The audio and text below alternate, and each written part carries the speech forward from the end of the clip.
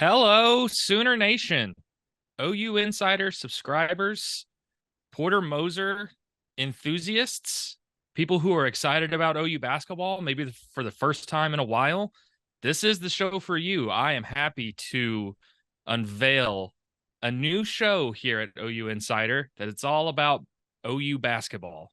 It seems like it's about time with the way this team has been playing, 9-0 with a signature win against Arkansas. A lot to be excited about. And I am, of course, Jesse Crittenden, joined alongside making his debut on the OU Insider YouTube channel is another hoops guy, recruiting guy, Brody Lusk. Brody, welcome to the OU Insider YouTube channel. How are you doing, man?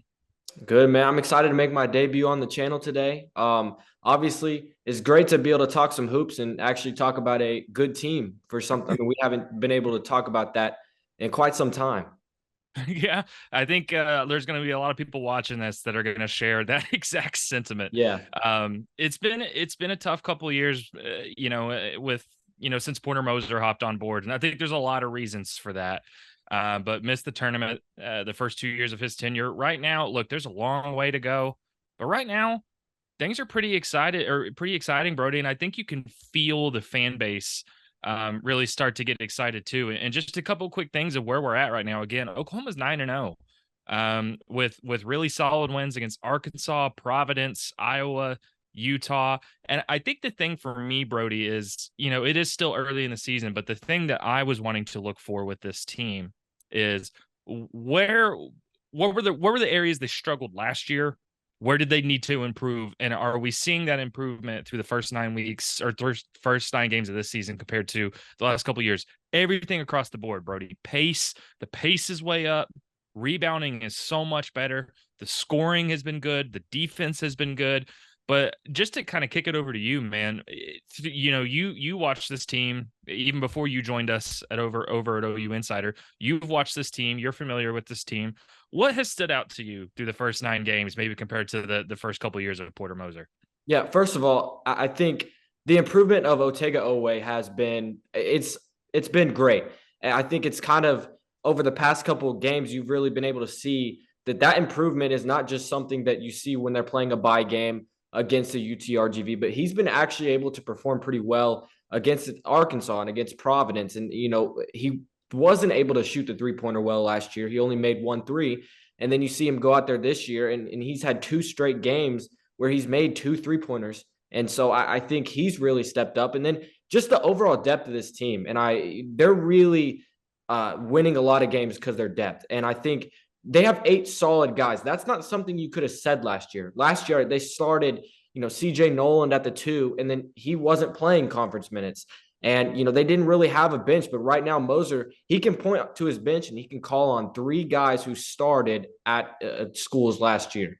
So I just think the depth of this team is off the charts. I think Javian McCollum and their scoring has been great. I mean, he's making tough shots, and Grant Sherfield was making tough shots in non-conference play. But I think we can both kind of agree that Javian McCollum's just on another level. He's almost he is what they wanted Grant Sherfield to be last season.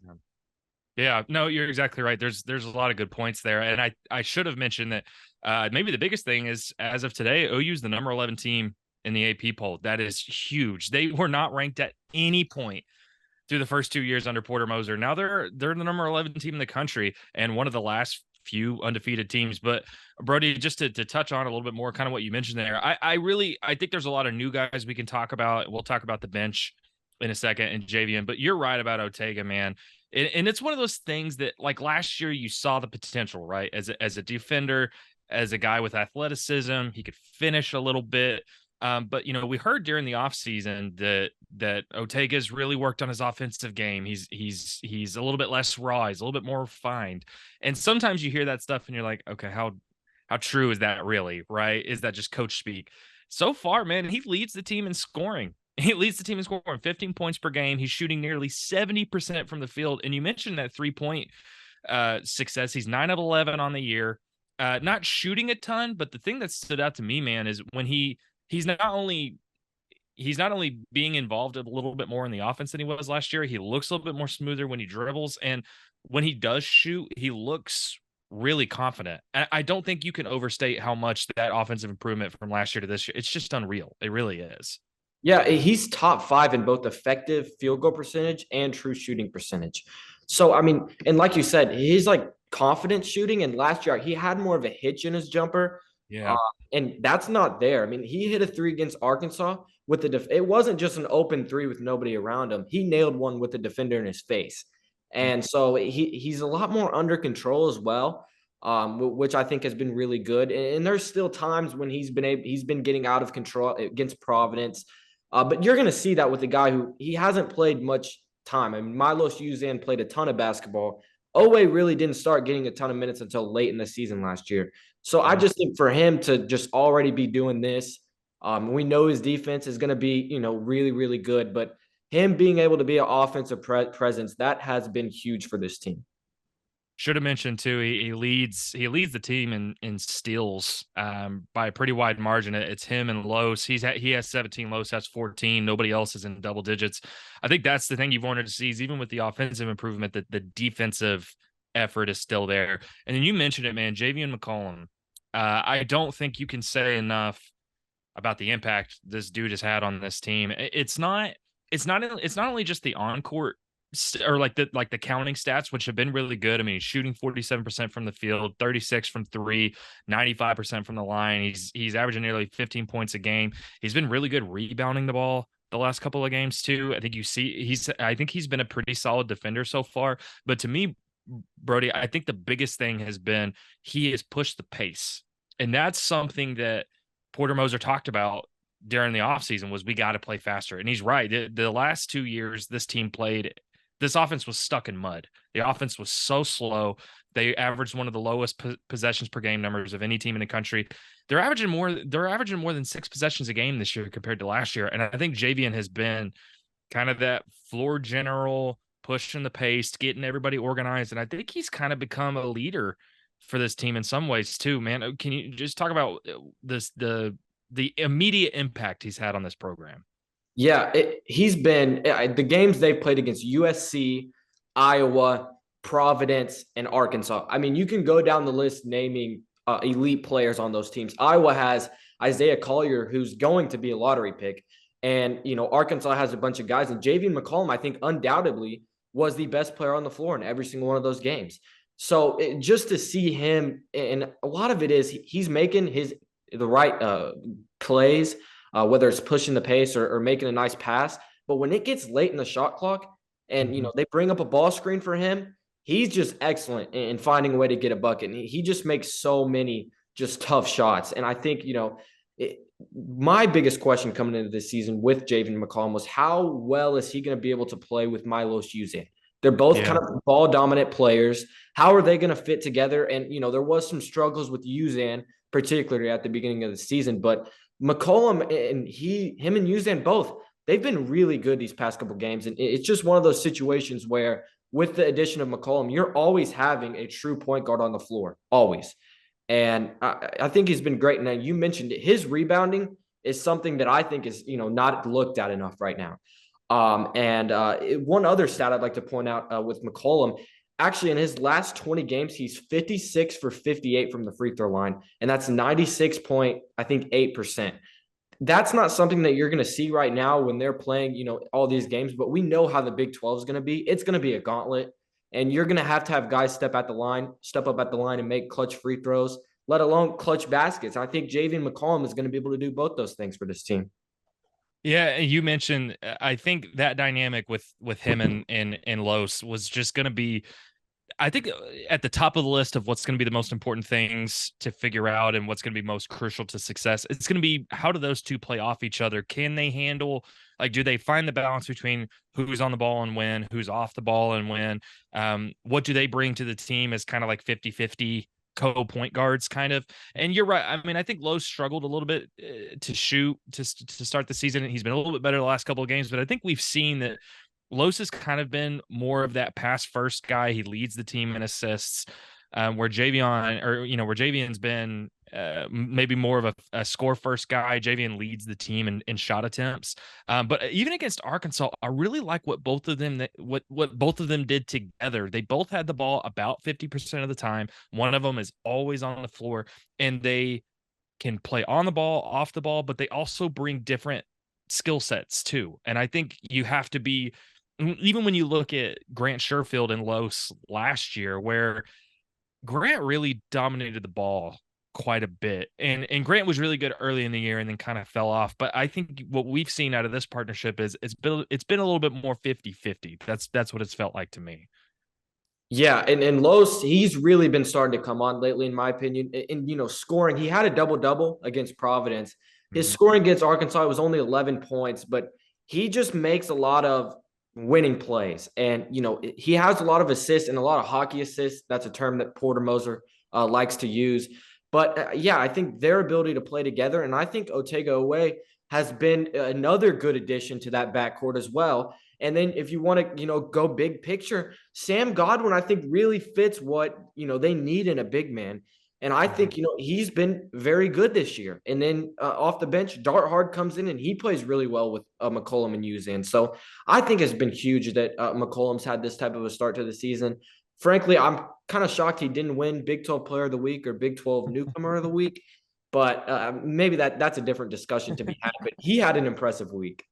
No, he did. And you mentioned it there too. I mean, I think the big man rotation has been really big. I think John Hughley and Sam Godwin, Sam's started every game when he's been healthy, but John Hughley's playing a lot of minutes off the bench. And again, I think that's kind of they both kind of bring similar things, but they do different things really well too. Like Sam Godwin's been excellent on the offensive boards.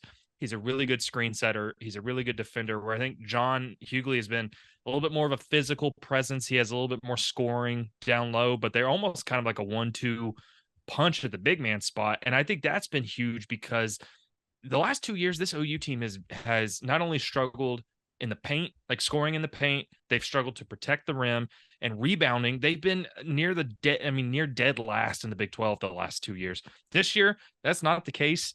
They're tied for 48th in the country in rebounding margin. I mean, they're averaging 12 rebounds per game more than their opponents. I think you saw that against Arkansas, how big that rebounding margin was. And but I think Sam Godwin has surprised some people this year. I mean, he played well last year too, but I think there was, question about how can he play big time minutes? Can he start and for a good team? I think Sam Godwin has honestly been one of the I don't know if underrated is the right word, but kind of under the radar. I mean, he's been a huge part of this team. He really has. He's almost like a glue guy. I mean, Yeah. like just the way he fits into this team, they don't need him to score a lot. They just need him to really rebound, play great defense. And you mentioned his screen setting, but coming into the season, the buzz was that he was going to be the starting big. And my question to that was, well, once John Hughley gets up to speed, condition wise, is he going to come in and take that starting spot? Or even after his performance in San Diego, is he going to take that starting spot? But no, Sam Godwin's continued to play great minutes, and Arkansas had Trevin Brazil, and they Mhm. they were fully healthy, and Trevin Brazil didn't score.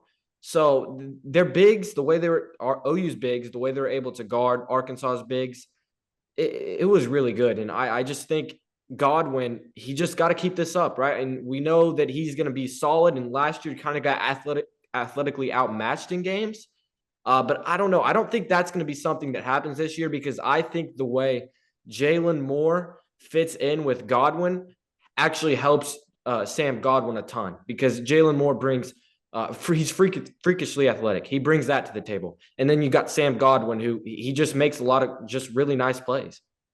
I mean, you mentioned Jalen Moore there. I think he's kind of been, Javian McCollum, Otega Owe, both athletic. Latrey Darthard's really athletic. Rivaldo Soares, both those guys have been huge off the bench this year. But Jalen Moore, when you're talking about the increased athleticism of this team, especially compared to last year, I mean, it's night and day, man. Speed, the finishing at the rim, the defensive effort, protecting the rim, everything's been there. And I think Jalen Moore I mean, obviously he had the really big game against Iowa, but what I really liked about what he's brought is he's just he is just a big presence. He's just a big physical presence, and he's really, really fast. He's really good at attacking the rim, but he also doesn't try to do too much either. I think that's the other thing, right? He doesn't try to do too much. Yeah, his ability to guard 1 through 4, that's something that is going to be big for this team. They can, you're going to play a lot of great guards in the Big 12. And they have Jalen Moore and Otega Owe, who they two long athletic guys that they can stick on really any guard they're playing. That's definitely going to be something that's really going to help them out in the long run. And I think Rivaldo Soares has been against Arkansas. He played a great game. He came up He off the was, bench yeah. and he provided what I think was a spark, and he made a lot of really nice plays. He didn't try to do too much. He kind of took what he was given, and he was great in transition. That's also something that Jalen Moore, he's really excelled in transition too. And with Jalen Moore, he's had a couple dunks. I think the dunk he had even in the first game was a dunk that they didn't see all year last season. Did they even see a dunk last season? Maybe it was when Otega Owe came in and started Yeah. playing minutes. But yeah, just the overall depth of this team, it's been all 8 guys that have played significant minutes. They've all really stepped up so far. There's a lot more we could talk about with this team, but I think the thing that's almost kind of in the undercurrent of all of this is there's a lot of ways this thing is better than it was last year. This team is better than it was last year. I mean, again, I wrote a story a few days ago comparing the first 7 games of this season compared to the first 7 games of the last 2 seasons. And even when this team had non-conference success the last couple of seasons, I think there were red flags if you really look through the numbers that once they got into conference play, things were going to kind of fall apart. Again, this team hasn't really been good rebounding the ball the last 2 years in conference play. The pace was incredibly slow. Pretty much across the board, this team has been better. And I think they've had not only more signature wins, but they've looked better doing it. But the undercurrent of all of this is, well, yeah, that's great. They're winning some games, but is this team going to be able to is this team going to be able to stay playing like this and get through a Big 12 gauntlet that is a gauntlet? And it's not just because it's not just because it's the most competitive league in the country.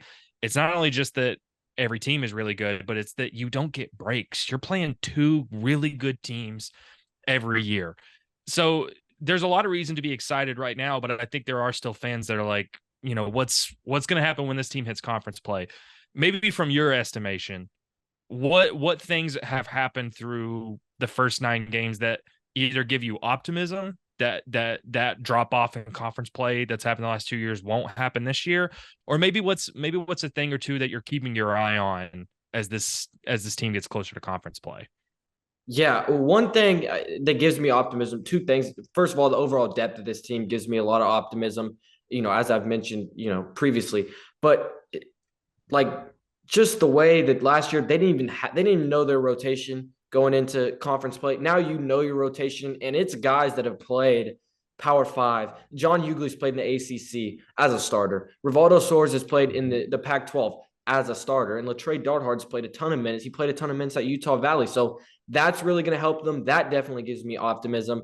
And they're not playing any freshmen in the rotation, which that can help. You're not having any super young guys out there. But, just Javian McCollum's, the way he's played, and Otega Owe's growth, those are 2 big things that give me a lot of optimism. But one thing I would keep an eye on is, Javian McCollum really hasn't had a game where he's struggled to score. And I think every player is going to have that type of a game every once in a while. Who's going to step up when Javian McCollum is kind of struggling from the field? Is it going to be who's going to step up and get 15, 20 points? That's the biggest question for me going into conference play, because it's tough, right? Like if Javian McCollum goes in a slump for 3 games, you're playing 3 teams that could all 3 happen to be ranked ahead of Oklahoma right now, and Oklahoma's ranked number 11 in the country. So it's just going to be in how is Sam Godwin going to continue playing when they play the Hunter Dickinsons of the world? Like it. So I think there's a lot of questions, but none of them are like super big questions like you had last year. So I think definitely there's a lot more optimism this year, and especially just looking at the non-conference slate. Like if you would have told me preseason 9-0, take it or leave it, I'm taking that every single, day of the week, because now they've got North Carolina coming up. And even if you lose that 12-1 going into conference play, that's big, because, you're going to lose some games in conference. I'll just add to that, man. It's a lot of good stuff there. I'll just add to that. I think a couple of things that make me a little bit more optimistic is one, this isn't a knock on Grant Sherfield. It's more of a knock on the rest of the team. But they relied so much on Grant Sherfield that when the scoring wasn't there, the team kind of fell apart. And once he struggled, the team struggled. To me, I mean, there's already. I mean, we mentioned Otega Owe as a guy that's leading the team in scoring, but even John Hughley's third on the team in scoring. He's averaging nearly 11 points per game. He's only playing 18 minutes a game off the bench. But yeah, man, I think the rotation part is the other, and obviously as it comes to scoring, I think we're going to see Los continue to improve. I think as the non-conference slate goes on, I think we'll see him be a little bit more effective as a scorer. But yeah, I think the rotation part of it is also big, because you saw this team last year. I mean, Joe Bamisile got minutes and then he didn't get minutes, and then sometimes Bijan Cortez would come in and sometimes he wouldn't. And we saw this team have to keep tweaking the starting lineup. And I do think that was something that maybe wasn't talked about enough, that we were like halfway through the conference schedule and it was clear Porter Moser still didn't know his rotation. This year he knows he's got 8 guys for sure that are going to play. 8 guys that are right. actually, 8 guys that are averaging between 7 and 15 points. That's something that also needs to be talked. That's balanced scoring. And, I think Latrey Darthard, we haven't seen it yet, but I have confidence that he may have a couple games where he goes out there and he puts up some big scoring games. So, yeah, I just, the rotation part is actually, it's a huge thing, because, I mean, there's just so much you can talk about with last year and all the problems. Like Jacob Groves his name hasn't been mentioned yet. That's probably for the greater good. But yeah, the 3-point shooting as well. Another thing that makes me optimistic is heading into the season, I was worried. I was like, are they going to put Otega Owe, Jalen Moore, and Sam Godwin out in that starting lineup? That heading into the season, that's 3 guys you thought, none of those 3 guys are going to knock down 3-point shots. But Otega Owe is shooting 81%, which I don't expect it to keep up at that rate. But, that's definitely 81% so far is definitely a great sign. And Jalen Moore's shooting 35%. So just those guys' ability to knock down 3-pointers when they're open, that's definitely something that I think is very big for this team, because you don't want to have 3 guys on the floor that can't shoot 3-pointers. Right. No, absolutely. But yeah, I think the main thing, Brody, and I'm even talking about this, I think from more of a fan perspective, I think it's not just that this team is winning games, but they're fun to watch, man. They're just fun to watch. Covering this team the last 2 years, some of those games just felt like a slog, man. It wasn't just the losses. It was even when they won, it was ugly, and things just didn't look good. And I'm not saying, look, you got to win whatever way you got to win, but it was hard when they were losing and the games were hard to watch on top of it. So far this year, this team's winning games. They're fun to watch while they do it. I think this team is just cohesive. I think they fit better together with what Porter Moser wants to do. And you got to give Porter Moser some credit. It's not just about the work he's done in the transfer portal, but I think he saw the issues that plagued this team the last 2 years. And look, it's been an impossible task for him. He's had to rebuild the roster every offseason he's been here. But I think he had to tweak some of the ways he wants to do things too. And one of them, again, is playing faster. All of his teams, even going back to Loyola, played really slow. I think he realized, no, we got to push the pace, and I got to find guys who are more athletic that can do that. But I think from a fan perspective, that's been the best part, is this team is fun to do it, and they look good on offense. Defensively, I mean, Arkansas shot under 30% in the first half of that game.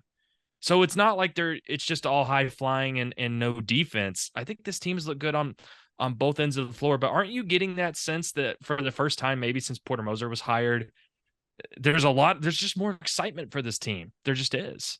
Yeah, and losing to Sam Houston State last year really killed the excitement opener. For that team. Yeah. But yeah, the excitement, it's off the charts, really. I mean, there's a lot more.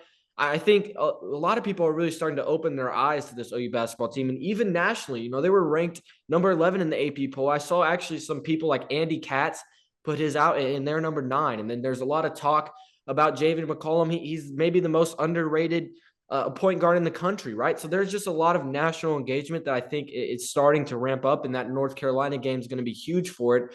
But you mentioned the defense, and I remember during the game, we were talking, and it was like, is this Arkansas's offense just being bad, or is it Oklahoma's defense just being good? Because Arkansas only had 25 points at the half, and that's a team that can score. So the defense, yes, I think it's really, and we know Porter Moser can coach defense, but this team with the athleticism, it's really fitting to the style at which he likes to coach his defense. It's fitting very well. And Porter Moser, definitely his ability to change his scheme offensively and recruit to that scheme, it's been huge. He's really put together a great team. And, it's just very exciting to cover a team that's exciting to watch. All that's to say, man, I think you and I both agree that there's a lot of things to be excited about right now, but we've still got so much of the season to go. Things are going to change when they get into conference play. Things will tighten up. But before we even get to conference play, I mean, they play Green Bay on Saturday. That should be a game that, I mean, it's at home. That should be a game Oklahoma doesn't have trouble with. But we've seen this team get tested, or they've played some tougher teams in Iowa, USC, Providence, Arkansas. They've passed all those tests.